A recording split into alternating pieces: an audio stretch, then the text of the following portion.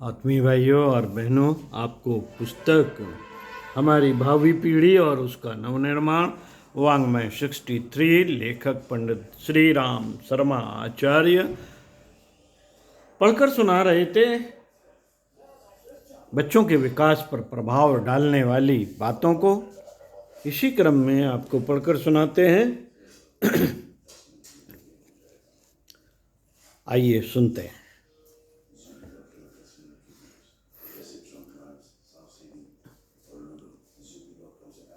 शरारतें।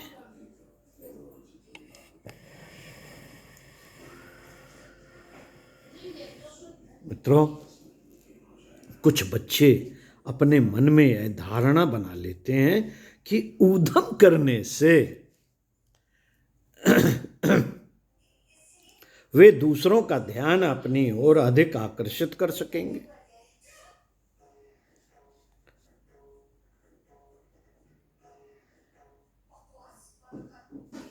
इन ऊधमों के कारण दंड पाने पर भी वे अपने ऊधमों को शीघ्र नहीं छोड़ते, क्योंकि दूसरों का ध्यान अपनी ओर आकर्षित करने में उन्हें कुछ विशेष आनंद आता है। कुछ बड़े बच्चों का समूह शरारतें करने में विशेष आनंद का अनुभव करता है। दूसरों को चढ़ाने, दरवाजे की घंटी बजाने, चुपके से साइकिल या मोटर वाले की टायरों की हवा निकाल देने, सड़कों, रास्तों या दीवालों पर मनमाने चित्र बनाने या लिख देने में समूह का प्रत्येक सदस्य आनंद लेता है, क्योंकि वह समझता है कि परिस्थिति का वह पूरा स्वामी है। स्कूल में दूसरे बालकों के साथ कानाफूसी करने, इधर उधर कागज के टुकड़े पहुंचाने तथा दूसरे बालकों को तंग करने से दंड पाने पर भी कुछ बालकों को इसमें आनंद आता है, क्योंकि वे सोचते हैं कि दूसरों के ध्यान के केंद्र हो जाते हैं।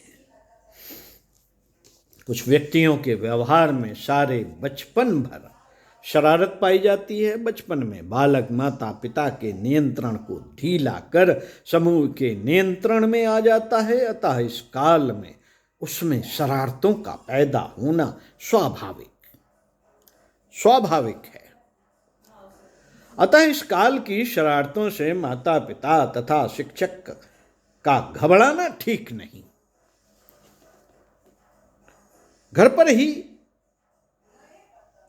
की जाने वाली शरारतों में बिस्तर पर पेशाब कर देना, ऊधम मचाना, छोटे बच्चों को अनायास पीट देना, मटरगश्ती करना, अवज्ञा करना, अनियमितता, झूठ बोलना तथा चोरी करना आदि के नाम लिए जा सकते हैं।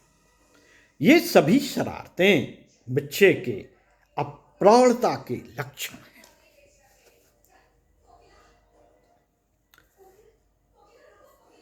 मनोवैज्ञानिक नियंत्रण और व्यवहार दिखलाने पर इनमें से अधिकांश स्वतः दूर हो जाते हैं। तो इसके लिए मनोविज्ञान पढ़ना पड़ेगा, मन की संरचना जाननी पड़ेगी साथियों। और मन में भी तमाम चीज़ें हैं, बहुत क्लिष्ट विषय है, लेकिन पढ़ें ना, हम जाने ना, सुने ना, तो सीख कैसे सकते हैं साथियों। तो आगे पढ़ते हैं। तरुणावस्था के पूर्व अर्थात 11 से 14 वर्ष के लगभग बच्चों में स्वार्थपरता तथा उत्तरदायित्व से भागना अधिक देखा जाता है।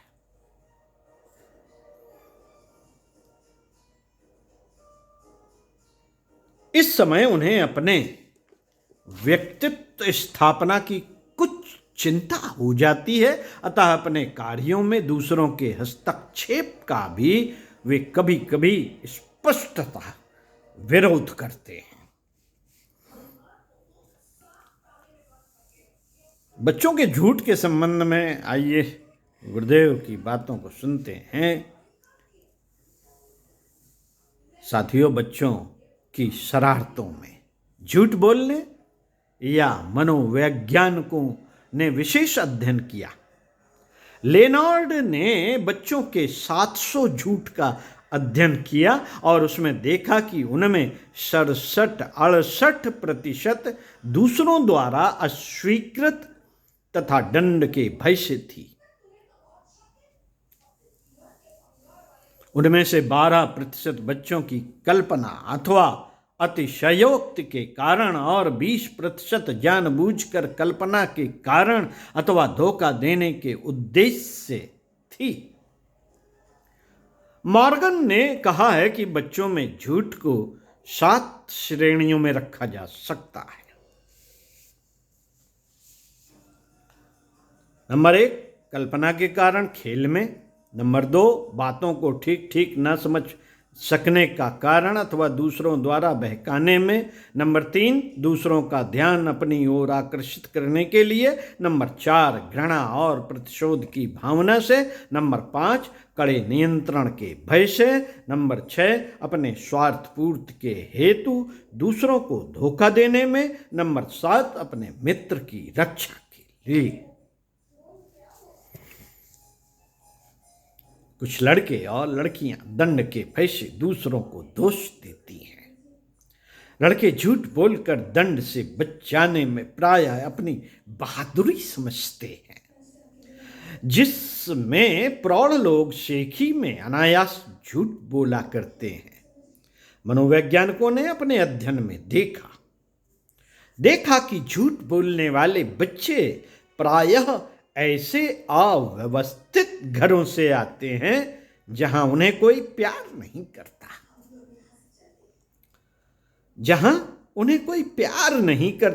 और जहां उन्हें अस्थिर विनय नियमों का पालन करना होता है। ऐसे बच्चों की माताओं के अध्ययन से पता चला कि उनमें से लगभग 67% अपने बचपन में बहुत झूठ बोलती थी।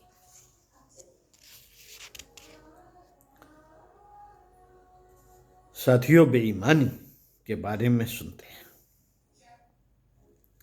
बच्चों के विकास पर प्रभाव डालने वाली बातों में बेईमानी। हाँ साथियों, बच्चों की बेईमानी के संबंध में हर्टशोन और मैंने 11,000 बच्चों का कुछ परीक्षणात्मक अध्ययन किया। अपने अन्वेषण के आधार पर उन्होंने निष्कर्ष निकाला है कि धोखा देने में लिंग भेद विशेष उल्लेखनीय नहीं है। उनका कहना है कि बड़े बच्चे छोटे बच्चों की अपेक्षा अधिक धोखा देते हैं। ऊंची सामाजिक और आर्थिक स्थिति वाले बच्चे भी कम सामाजिक और आर्थिक स्थिति वाले बच्चों की अपेक्षा कम धोखा देते हैं। ईमानदारी और बेईमानी बहुत हद तक परिस्थिति विशेष तथा बच्चों के निहित उद्देश्य पर निर्भर करती है, न कि किसी सामान्य नैतिक गुण पर। दूसरे शब्दों में यह कहा जा सकता है कि एक परिस्थिति में बालक ईमानदार हो सकता है और दूसरी परिस्थिति में बेईमान, तथा एक परिस्थिति में उसके निहित ध्येय के अनुसार बेईमानी का लक्षण उसमें देखते हुए भी उसे ईमानदार कहा जा सकता है, और दूसरी परिस्थिति में उसके ध्येय के अनुसार उसे बेईमान तक कहा जा सकता है। तो साथियों, आपको बच्चों के विकास पर प्रभाव डालने वाली कुछ महत्वपूर्ण बातों को पढ़कर सुनाया और बच्चों का नैतिक विकास कैसे हो इस पर प्रकाश डाला गया। अगले वीडियो में आपको इसी पुस्तक से और भी महत्वपूर्ण बातों को पढ़कर सुनाएंगे। सुनते रहिए कुछ अच्छा और पढ़ते रहिए कुछ अच्छा। ओम शांति।